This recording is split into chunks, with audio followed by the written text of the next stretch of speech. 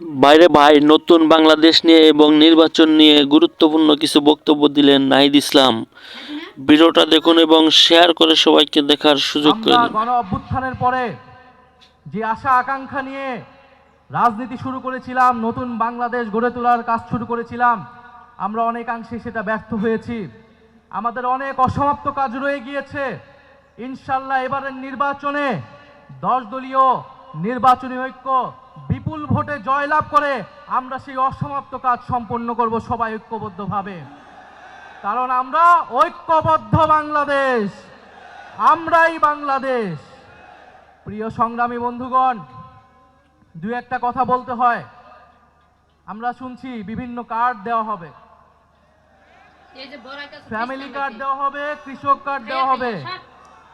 আমরা চাই কার্ড দেওয়া হোক, জনগণ সুবিধা পাক, কিন্তু এই কার্ড জনগণ পর্যন্ত পৌঁছাবে তো? 2000 টাকার কার্ড নিতে 1000 টাকা ঘুষ দেওয়া লাগবে না তো?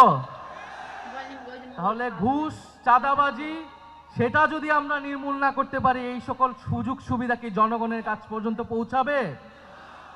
একদিকে বলা হচ্ছে কার্ড দিবে, আরেকদিকে ঋণ খেলাপিদেরকে সংসদে নিয়ে যাওয়ার চেষ্টা করা হচ্ছে, নির্বাচন কমিশনকে ব্যবহার করা হচ্ছে, আদালতকে চাপ প্রয়োগ করা হচ্ছে।